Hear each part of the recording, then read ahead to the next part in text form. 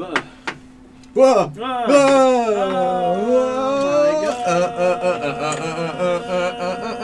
Top games of 2016. Y'all ready for this? Welcome to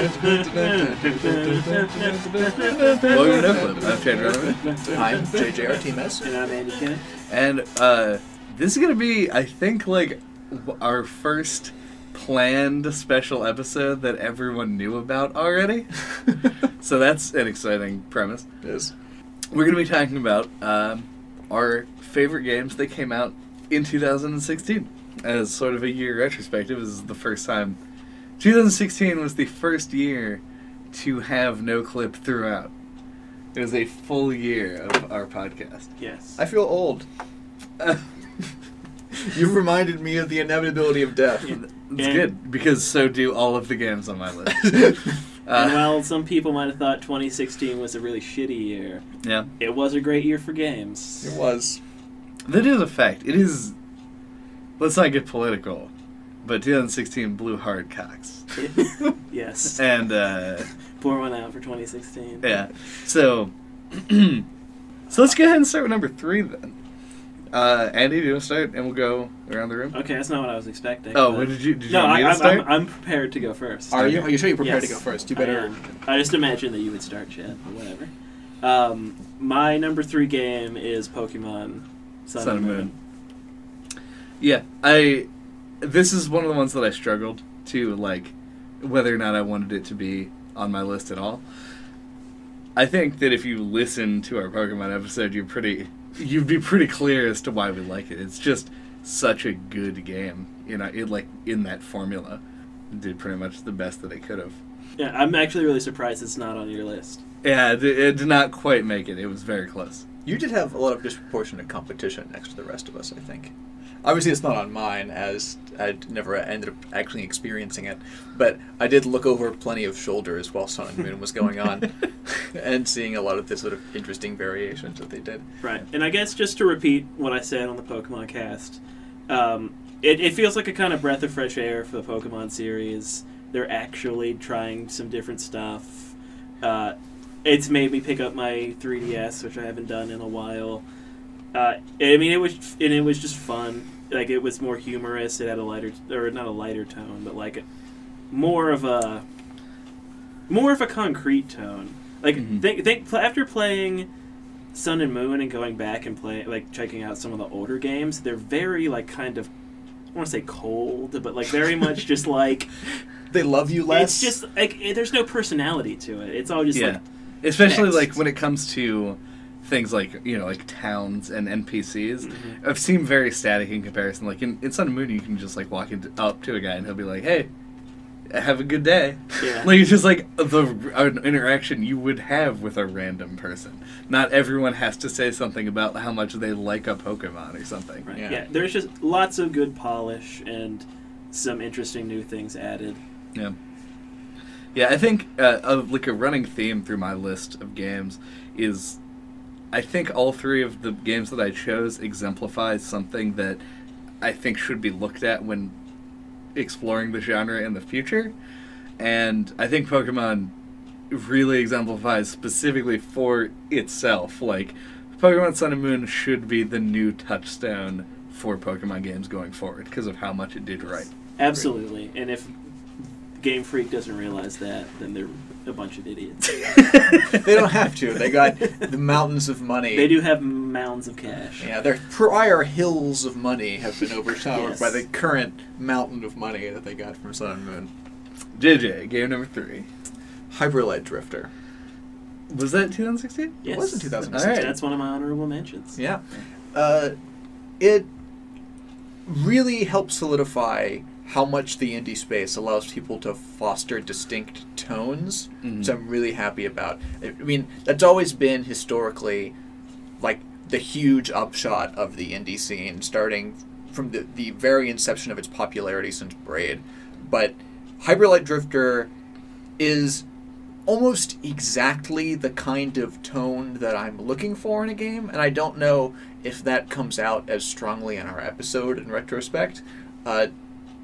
But that's only because Hyperlight Drifter sort of went 90% of the way there for me and never really gapped the last 10, which is why it's stuck at number 3 here. It's absolutely gorgeous. I really do, love the way most of the systems are once you sort of get over the hump in a Dark Souls-like sense and not get yourself stuck in a death loop of some kind. I had, almost identical, sort of swing with that. Is, retrospectively looking back on the episode that we did on it, I actually really like Hyper Light Drifter. I think it is just an incredible game, and additionally, it's one of those games that, supplies me with just, a difficult system to master, and that's kind of a thing that I love to do. And Hyper Light Drifter has all of those elements in a really stylish package. It's extremely stylish, and the only thing that I wish is that it could have been subversive along with that, because of how much I just love subversive fucking things. Yeah, I feel almost exactly like JJ.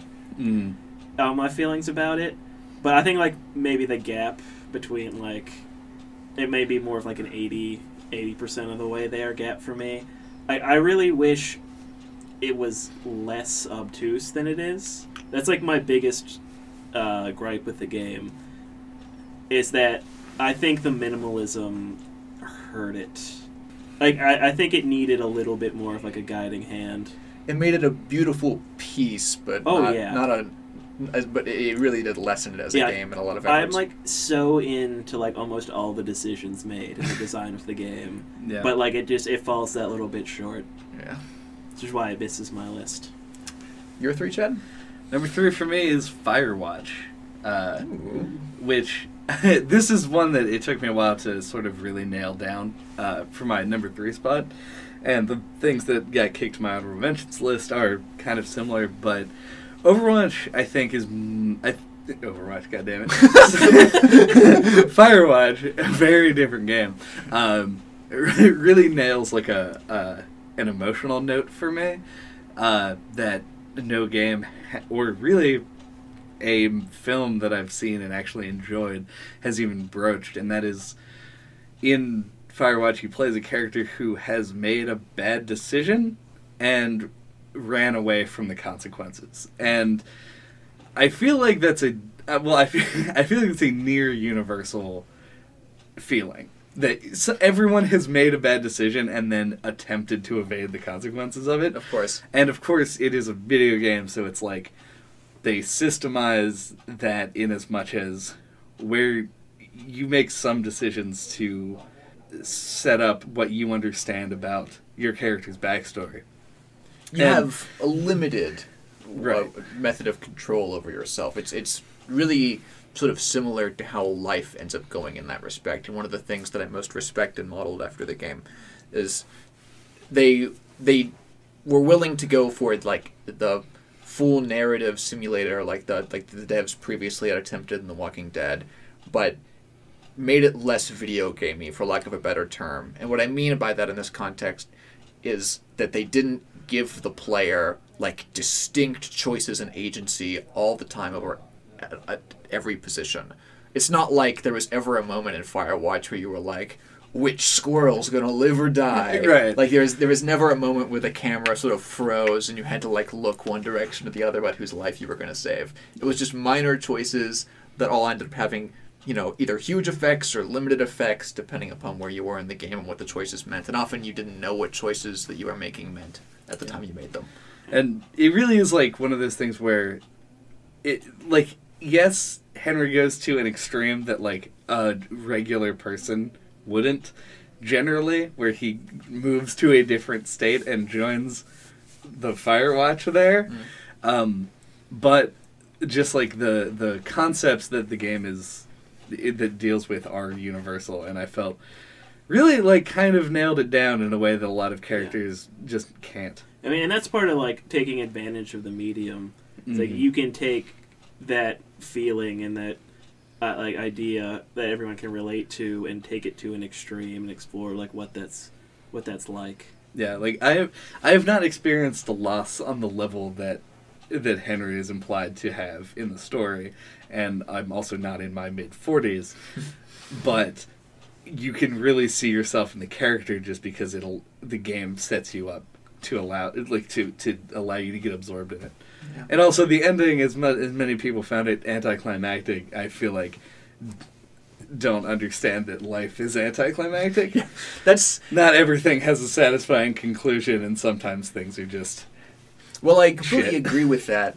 That was actually, I think, the single most interesting thing that came out of Firewatch is the decision for the ending and public response to the ending, because it shows that even though like the boundaries of what games can represent have been pushed like so far, we're not at the point where like straight art house representation is a thing that still has like a full public audience. Yeah. Like the game was beautiful and lots of people purchased it for that, but tons of games attempt to represent things for reasons other than fun, and that's become a thing that has been more acceptable over time as games went on. Even to like the smaller degrees, like me and Andy's interminable argument about the horse in Shadow of the Colossus. But Yes. yeah. I mean, I respect the hell out of the idea. Oh, I know. And in Firewatch's case, like saying, even though that I think it makes perfect sense and that they made the decision, like, life is anticlimactic, and so that's what we're putting and that's what we're wanting to represent in the game. I think the fact that a lot of people in the games community, like, said, whoa, I get that, that's not what I want. Right. Says a lot about the, like, maturity level both of the medium and the audience right now. Like, I don't think people didn't get that that's what we're going for. I thought they were just like, why would I want that? Right. But still sort of a huge refrain there. Mm. I feel like we've talked too long already on this, but just to end, like, I've collectively played probably about 500 hours of the other games on my list. Mm-hmm. The 4 hours that I spent with Overwatch, I think were... the 4 hours I spent with Firewatch, I think were more impactful. Andy, number 2?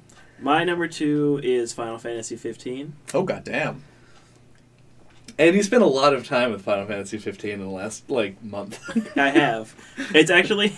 I have the highest like achievement percentage of like, any game like in my library with Final Fantasy 15. There's a lot to say. I actually feel like if the two of you end up playing it, we should totally do it for the cast. I am, God, I guess probably like 10 hours into the game at this point, and I completely agree with you. And this should totally be our like dramatic setup for what I feel are going to be the huge tumultuous like yes. debates that are to come on Final Fantasy 15. I will say a few words though anyway. Final Fantasy 15 is a game that's going to like everyone's going to have a different experience with it.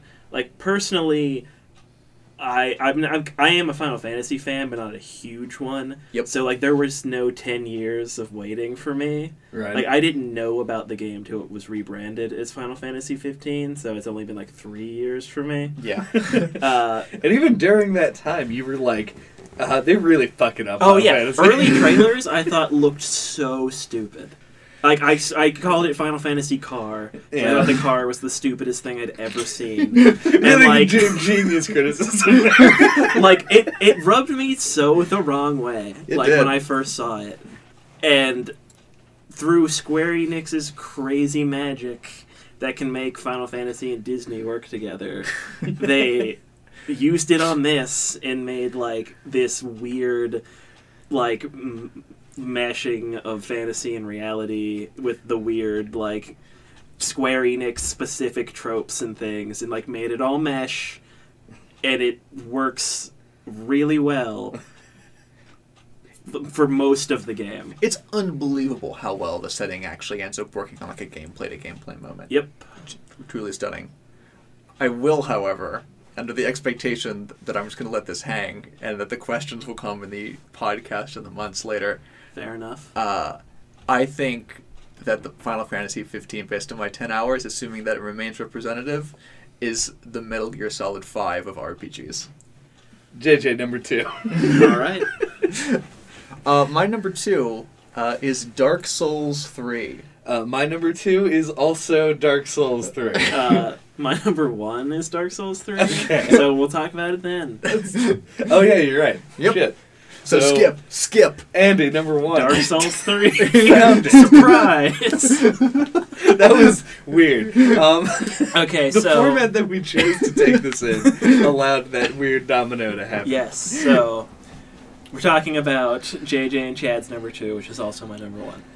So, Dark Souls 3, like, we did our little gameplay recording thing when it came out. Still the featured video Yes. on our YouTube because it's the only one with a video. Yes. And I came up pretty negative on the game just because, like, I felt like I needed to make a point about it. Yeah. Like, things that I was disappointed about. But, I mean, it is a phenomenal game. Oh, It's... Miyazaki puts out, like, very, very, very high-quality product. He's got a great team. It's a great follow-up to the original and to Demon Souls in the way that Dark Souls 2 wasn't. Right. So it's great to see that return. It's better mechanically. It looks better. It's smoother. Everything's smooth. Overall, it's just like it's a great package. It's only like a disappointment to me, like in my very personal nitpicky ways. Yeah.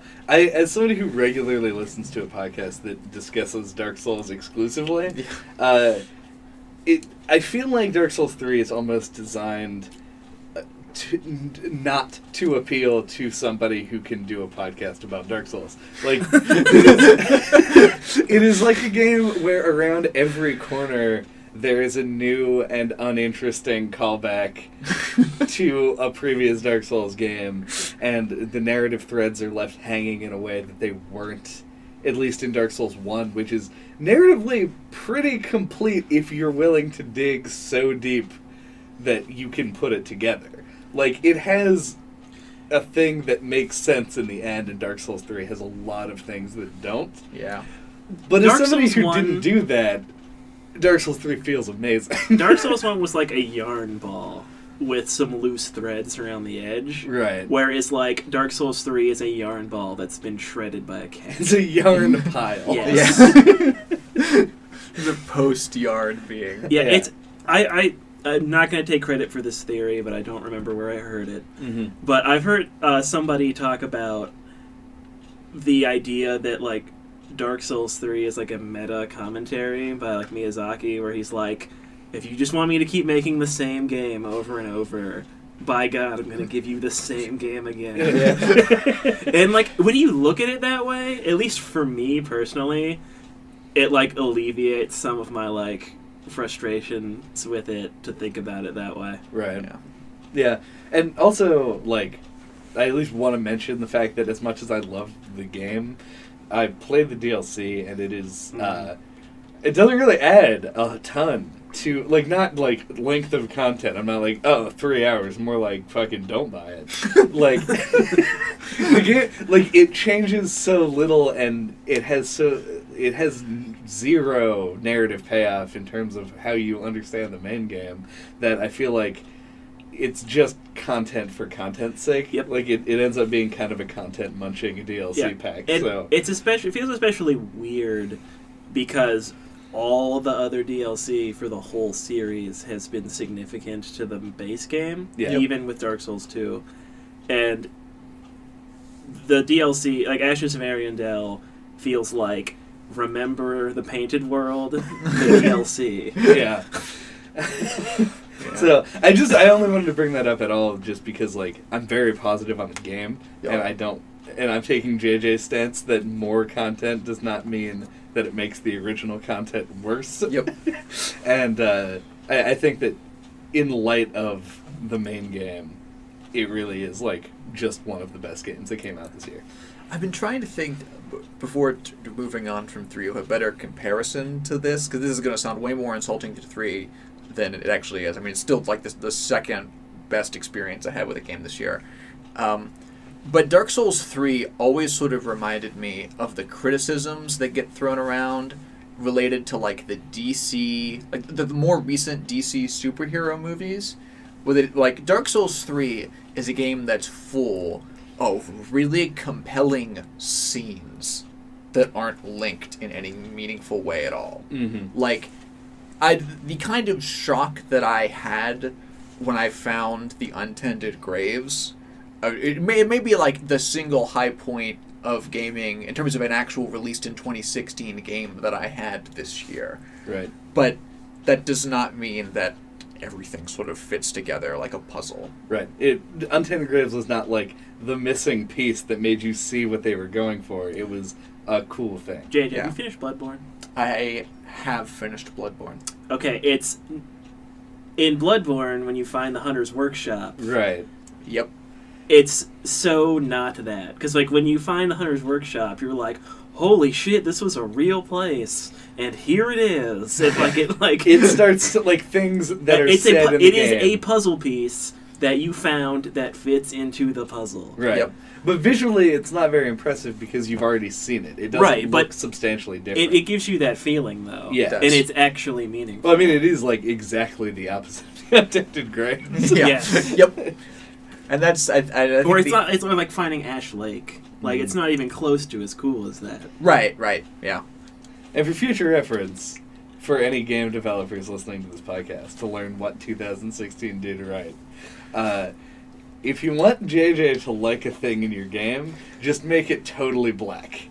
Like, the Untainted Graves are the high point of video games in 2016 with its all-black skybox. And his favorite part about Dark Souls 1 was the abyss, a lightless void. Fine. I'm going to prove you so wrong in a few seconds when I talk about my number one game. JJ, number one. Overwatch. Oh, Jed, Ding, ding, number ding. one, Overwatch. Big surprise. Yeah. Some confetti falls. I have Balloons never fall. had a video game win an uphill battle against my initial impressions harder than Overwatch did. You played the open beta. I came off of the open beta and was like, I'll never buy this. And you big texted us and was like, it's not nothing special. And then, like, a while later, purchased the game and we're like, you should try this game. That's a nice memory and consistency there that saved me the embarrassment. But yeah, I was, man, initial impressions of Overwatch, and I'm almost sad that I'm going to have to choke it down a little bit in preparation for other coming cast material like Final Fantasy 15. Right. But that's not confirmed. That's not confirmed. Jed doesn't want to play it. I will play it, but I'm just saying it's not on our list yet. So. That one's not confirmed. Yeah. I see what you mean now. Okay. But yeah, the Overwatch, oh my god. It's such a pinnacle of the kind of game that I usually hate. It is, in so many ways, designed to cater to an audience of people that I would never spend time with willingly, and is full of things that are designed to be evocative and meaningful and appealing to you that are in reality completely vapid in every way. Yeah, when you look at, because Overwatch like builds a lot of its fan base, I guess, on the characters and the story that it told before the game was actually shown to the public, and like when you're doing a narrative game, you do things to service that. When you're making a multiplayer game with a narrative, you just throw everything out the window the moment gameplay takes a step in. Yeah. And so that's why you have a Zenyatta shooting a second Zenyatta in the face. Well, it's like, well, this doesn't make any sense, but like that doesn't matter because they're a class and a shooter. Right, yeah. And it worked past all of that. It worked past me going, oh man, I was so interested in all of these trailers you released, and the game in no way makes those experiences better or cooler. The mechanics of Overwatch are just that good, and if you can make me like a competitive online anything, you're doing something right. I like shooting people in the face, and I like to do it better than everyone else. So, Overwatch was my game of the year. I shot a lot of people in the face, and I did it better than a number of people. Is the reason you don't play CSGO is because you don't want to learn Russian? Is that the problem? No, the issue with other shooters, and this, I feel like you could probably trace a line that would point to me liking Overwatch, through like the shooters that I've played before that I got really into were Team Fortress 2 and Splatoon. So I like shooters that are deathmatch shooters where you don't die and then single elimination, don't come back until the next round. Mm-hmm. And I like shooters that are not grimdark. You like color. I like colors. And so it's like Overwatch fits that bill, but it also, I think, has made me realize how bad I was at other shooters before. Like, this is the first time in multiplayer gaming history that I've given one fuck about what my sensitivity is set to.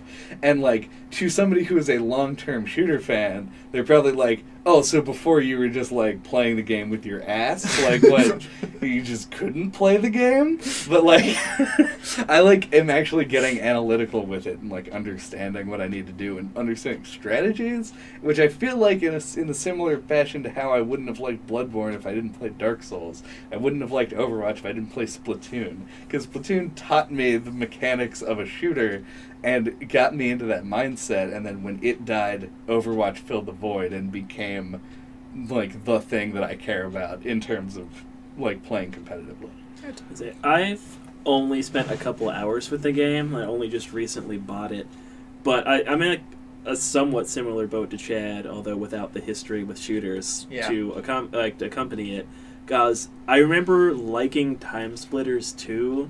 I play it with Dan, like, as when we were kids, and I was into Splatoon, and those are also just two colorful, like, lighter shooters, and Overwatch is obviously that, but it's appealing to me in the sense that, like, they went so above and beyond with the characters. Oh, absolutely. Yeah, like, I'm so into, like, character design and, like, all that kind of stuff, so, like, just all the characters is, like, a draw for me. Yep. So, this is probably something that we will talk about because Overwatch is scheduled. Like, we have a date for when we're going to talk about that. But I really feel like the thing about Overwatch that has made it my game of the year is a little bit different than how you guys see it, is that I don't see Overwatch as, like, a fun game to play. Like, Overwatch is, like, a lifestyle thing at this point. This is where, like, the huge rift opens up between me and Chad. Yeah, I feel like you feel completely differently. Oh, yeah. And that probably is an Aliens scenario to you. Yes, Chad, 100%. I have been in Super Monday Night Combat Labs. Oh, yeah, I know. I have been in this zone, and the darkness will hit you. I meant specifically Andy. Like, he probably is not. I'm so on the other end of the spectrum, like, that I don't think there's, like, a possible hypothetical game that I could get so into just for the mechanics. Yeah. Except for maybe Tetris. It's probably the closest thing ever. I feel like you need to rework your top 10 games list to include Tetris. Maybe. It's so colorful. It is so much colorful. time on the That's what it character is. designs. Yeah. Because, it's one of the only games that's pure mechanics that I've put hours into. Yeah. And Tetris Attack, which I like even more. Tetris Attack is really good. Yes. But, yeah, like, without some kind of extra, like, I don't know what to say, what to call it. Something to keep you coming back. Yeah. More than just shooting a guy in the head better than other people. It's something deeper than just the mechanics is what, like, I connect with in video games, so. Okay. Alright, guys. Shoutouts? Yep. Oh, okay. My shoutouts are Inside. I actually managed to pick that up and play. I didn't play it all. Played like half of it. Ooh. Don't let's not go into it. I'm not going to spoil. We're not going to spoil it at all. But I do want to say that since I talked to you last, I went back and played Limbo again, and I had some kind of weird brain aneurysm when I talked before. Yes. I forgot how Limbo actually played, and Inside is by far the better game. Okay. I'm crazy. My first initial impressions are pretty positive. I still feel like it is kind of an overrated game. A little bit. But definitely really effective in what it started out, or what I've experienced so far. Mm-hmm. And my Hyper Light Drifter was already mentioned. And my other honorable mention is The Last Guardian. Ooh. Which I haven't played yet. Which I also haven't finished, but I played that. enough of the two games to know they wouldn't have beaten Pokemon for me. Yeah.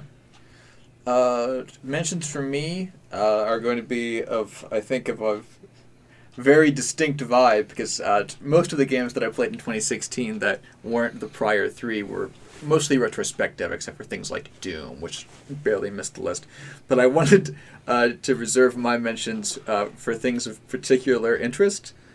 First being, of course, Fire Emblem Fates, for giving me my first, personal, at my core, jump the sharp experience. I've never had a piece of media I was so invested in disappoint me to a greater extent than Fire Emblem Fates has disappointed me ever. I really am a stronger person for coming out of the beating that my emotional core took from playing that game and knowing what it meant about my favorite series for the future. That's a hell of an honorable mention.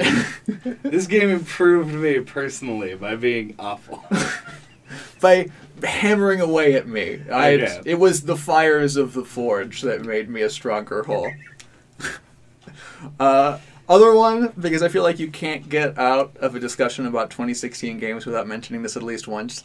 Pokemon Go, for proving how fucking ridiculous game appeal can be to people at times. How much untapped market there really is for our hobby, I guess, is the most clear way of explaining this. Stop shaking your head so aggressively, Andy. And again, I've never been more disappointed. Wait. You heard my intro, and you heard what I just said about Fates, and you think I'm going to say, glowing things about Go? No, but the fact that you mentioned it at all annoys me. Screw you, Andy. Pokemon Go shows that there's so much more of the world out there who have the potential to appreciate games as an artistic medium, or even a thing that they do. I that would don't actually currently. think that it proves that human beings are bandwagon jumpers. But Andy, oh man, my Cypher is so cool. They download it because it's free and it's popular online. For somebody who shouted out The Last Guardian as one of their games of the year, or one of their honorable mentions of the year, that's a very cynical world. Yeah. Yeah. So there, I've got that in. Fair. I mean, in terms of game design, Pokemon Go is probably pretty bad. Easily the worst, if anything. In terms of, if we're just saying game design as broadly construed, right? Horrible. I'm mentioning it because it's interesting. Yeah, and it's absolutely interesting. Okay, I'll give you interesting. All right, thanks.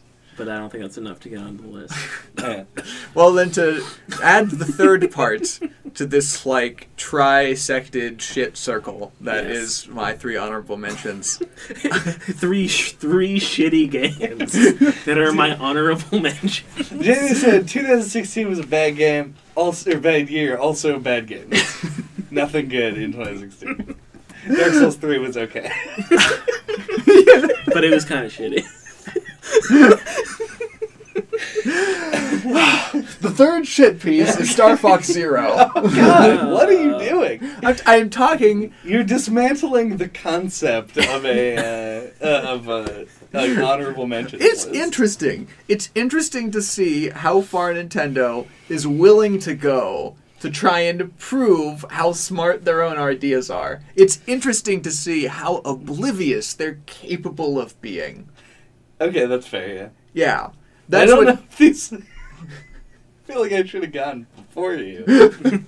Why? Because I would have lumped in more with Andy and then given you a good segue for these. Fine. Then what's your broken segue version out of Star Fox Zero making me depressed about Nintendo's faults? Yeah, no, Star Fox Zero was bad. I can't disagree with that. I think that its worst offense was just being like, hey, you remember the hardware you're holding in your hand? Yeah. Pay more attention to it. Yeah, I think what kind of stings the most about it is it couldn't have been too hard to just give you the option to turn that off. Yep, absolutely. It could have just been the mediocre Star Fox game that I would have been all right I even with. think that I would have really enjoyed it. I did have... without the controls. I was never a huge fan of Star Fox 64. Right. And just having another game like that in HD would have been like fine with me. I agree. That's what I meant by just like, Yeah. all right with it. And there was exactly one shining moment in that game, even given the control scheme for me, which I think a lot of people end up calling out in retrospectives when that game was actually talked about months and months ago. And that was the like Star Wolf fight on the totally not the Death Star thing. Oh yeah, where they're like whatever Jaguar Yeah. robot ships. The mechanics of that game are legitimately like an improvement for ship-on-ship dogfighting. But that's not what the experience of actually playing through a single-player Star Fox game is. Yeah, I mean, didn't it start like the concept as like a like flight, just as a flight simulation thing? As a deep Star Fox fan, I don't know. I feel that like says bad things. I feel like I've heard that. And then they were like, let's just shove this into Star Fox. I feel like that's what happened. Yeah. Which is unfortunate. It's very unfortunate. Like, a version of the game that controls normally, unless you're in all-range mode, sounds pretty good. Yes. I never finished it. I played 2 levels of it and stopped. Good. Honestly, you couldn't even get through one run. Wow. Nope. I'm okay with that. It's not worth it. Even that one shining bit we talked about, I don't think it's I worth would it. disagree with that. It's so short. It is that short. It is very short. Like, I think it's worth it to actually push through to the end. Chad, swallow your pill. Just take the huge pill and just push it straight down your throat. My shout-outs for 2016 are to Pokemon Sun and Moon, which has already been mentioned. Here. Quite good. Reasons already gone over. And now that we've been through literally everybody else's games, criminally not yet talked about Doom. I had said the word Doom one time. Once again, Yeah, that's fair. pure gameplay. Right. Doom, I think, is exemplary of how I think people should attempt to make combat feel fast in the future. Because instead of just, like, doing dumb shit, they should just make you always killing things and force you to move to, like, get around all the enemies. Yeah, The people are like, oh, it's got fast combat because you can circle strafe. It's like, it's not true. You need to want to circle strafe and want to jump to avoid things and kill shit at 100% of the time. It does speak volumes about Doom that, like, I liked it. Yep, that's true. And it wasn't colorful. And there was some goofy. green. It was goofy in certain ways. There were greens. Yeah. Had some orchestra. Did it?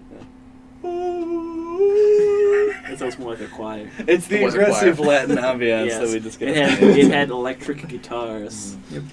I'm actually, now knowing that it came out in 2016, going to add Hyperlight to this list because it's just really good. Yep. Check it out if you haven't. Check it out! I feel like a Hyperlight warrants that more than any other games we've talked about. Because it needs the help more than anything else, yeah. And lastly, Hidden My Game by Mom is an iOS and Android mobile puzzle game that is entertaining on a level that I didn't think was possible. Just in life? Or? Yeah, just because I don't actually want to talk about this game. I just want everyone to go download it and make sure that you get the original. The sequel is a little bit underwhelming. And just play a couple levels of it, and eventually the soundtrack combined with the visuals will get to you, and your brain will explode. It's free. It is free. So those are my shout-outs. I did have one thing that I wanted to say, and that is if you are making some form of content about the worst games of 2016, and you have your sights set on No Man's Sky, really fucking think about if you have anything interesting to say about it other than we were lied to by the developers. Because I've now seen, it's mid-January at this point. Yes. I've now seen like 10 videos or articles or some shit talking about how No Man's Sky was their least favorite game of 2016 without mentioning the game. Every single person who talks about No Man's Sky, and I'm not, as a basically bona fide No Man's Sky apologist. Oh no, why did you have to mention the fact that you're an apologist? Yeah. You destroyed your credibility. Your point's really good, but... Yeah, I guess I'm not actually an apologist because I don't love the game. I've played, like, a reasonable amount of it. Okay. But I enjoy the game. And I don't care that people feel like they were cheated if your goal is to discuss the game itself, because you aren't discussing the game. I wanted to play the game because it seemed like a way for me to walk around and see cool things and be impressed by my, like, code. And it was exactly that. You were very impressed by the code. It was impressive code. But I mean, I think it's reasonable. It's reasonable to not like the game. No, I agree that I'm also, like, just really sick of, like, cynicism on, like, the internet. Like, every time I see, like, a top 10 worst blank list, I click on it just to give it a thumbs down and then leave the page. Like, it's so annoying. Like, I don't care what you don't like. Yeah. But, you know. I'm sorry I talked about Fire Emblem Fate's Pokemon Go. Yeah. Right. JJ. I mean, there are games that deserve to be called out for not being bad, and No Man's Sky probably deserves to be called out for, managing expectations. Yeah, I definitely think it deserves to be called out and talked about, but, like, not in that kind of format. Yeah, and not in that context. Don't call it the worst game if you didn't play the game. Right. Like, that just bugs me. Just leave No Man's Sky alone. Or don't, but just bother Hello Games. Don't tell me that the game I like is bad, even though you don't want to play that game anyway. The game is not designed for you. Welcome to the internet, Chad. The game you like is bad. I didn't play that game. I mean, like, why would I spend $60 on that trash? Imagine that, like... No, that's not a good example. That's too extreme. Oh, well, I'll use it anyway. Here it comes! Imagine that, like, From Software puts out Bloodborne 2, and all you can do in it is mine rocks. That is kind of an extreme example, I give you that. Like, I feel like you somehow, like, from the trailers, like, got an accurate idea of what the game was going to be, and, like, literally no one else on the planet did. Right. Nor on the 7 trillion planets you can go to in No Man's Sky. You're correct about that being a bad example, because there already is Bloodborne, but there wasn't No Man's Sky. You can't come up with, like, a good comparison. Yeah. Basically, I think that the mining is bad. I think that there's actually too much to do for the game that it should have been. But this game that I would have liked better wouldn't sell to anyone but, like, me and 14 other people. Yeah. So they just lied a bunch. Yeah, so they lied, which is a terrible idea on their part. Yeah. But just don't criticize the game for it. Yeah, I just felt like we should clear up your feelings on it a little bit. Yep. So I might feel like I got too defensive. Like, I don't want people to get their I don't know, panties in a knot or whatever. We don't want their internet in our inbox. Yes. Right. So if you want to put your internet in our inbox, if you know what I mean, you can do that at noclippodcast@gmail.com. All of our other contact information is at noclippodcast.com. And please leave us a rating and a review, unless you really hate Hello Games, in which case don't leave that review, wait till the next episode. And we'll talk to you guys in a week this time, because I'm going to put this out a week after the last one that we just did. Oh man, secret content. Yeah. Coming into your internet box. The scenes.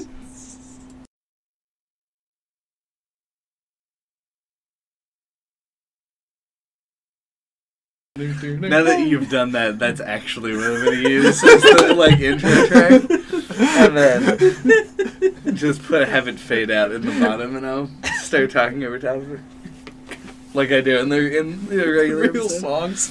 Oh, my beautiful singing voice finally out there for the world to experience. Okay. Y'all ready for this?